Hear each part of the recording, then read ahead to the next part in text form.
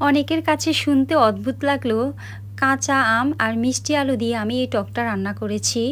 গরমের সময় যখন কোনো তরকারি দিয়ে ভাত খেতে ইচ্ছা করবে না, তখন এই টকটা রান্না করে দেখবেন, ভাত খেতে অনেক ভালো লাগবে। গরমের সময় অনেক মজা লাগে এই টকটা দিয়ে ভাত খেতে। তার জন্য আমি প্রথমেই কাঁচা আম আর মিষ্টি আলু নিয়ে নিয়েছি। আমার মিষ্টি আলুটা একটু ফ্রিজে থাকার কারণে শুকিয়ে গিয়েছে, আপনারা ফ্রেশ দেখে নেবেন, আরও বেশি ভালো লাগবে।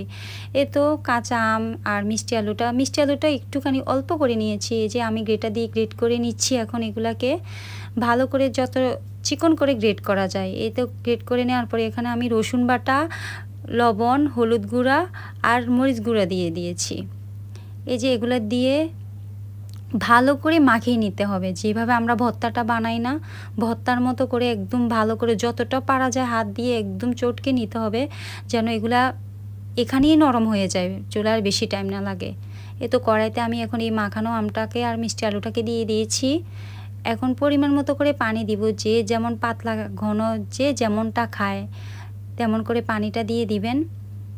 এই যে আমি পানি দিচ্ছি, ঠান্ডা পানি দিয়েই বসাতে হবে। এই ফাঁকে রান্নাটা হতে হতে আমি দেখে আসি আমার জেরিটা কি করছে। এই যে আমার জেরি এখন তেলা পোকার পিছনে দৌড়চ্ছে, কত দুষ্ট! তেলা পোকা ধরে বাহাদুরি দেখাচ্ছে সে এখন আবার। ওদিকে আমার চুলায় রান্না হচ্ছে, এখানে এসে দেখি জেরি সব ফেলে দিচ্ছে তেলা পোকা ধরার জন্য। সে তেলা পোকা ধরতেই পারে না, সে কি করছে এগুলা। এই তো আমার টকটা প্রায় হয়ে গিয়েছে।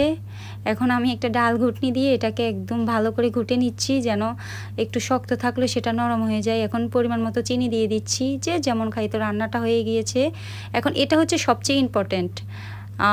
এই তেলের মধ্যে আমি প্রথমে পেঁয়াজ কুচি দিয়ে দিয়েছি, সাথে রসুন কুচি দিয়ে দিয়েছি। পেঁয়াজ কুচি, রসুন কুচি ভালো করে বাদামি করে ভেজে টকের মধ্যে, রান্না করা টকটার মধ্যে দিয়ে দিতে হবে। এ তো পেঁয়াজ রসুন কুচি প্রায় হয়ে গিয়েছে, বাদামি করে ভাজা হয়ে গিয়েছে। এখন আমি এগুলো টকের মধ্যে দিয়ে দিব।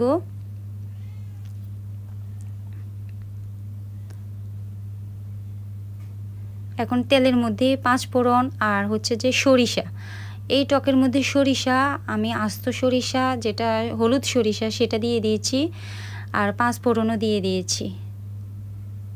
এটা সরিষাটা আর পাঁচফোড়নটা, পেঁয়াজ আর রসুন, এটা দেওয়াটা বেশি দরকার, কারণ এটা না দিলে তো টকটা খেতে ভালোই লাগবে না।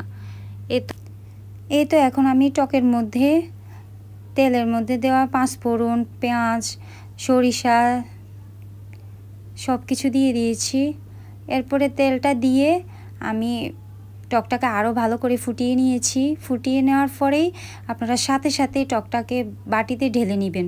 কড়াইতে রাখলে টকটা খেতে ভালো লাগবে না, নষ্ট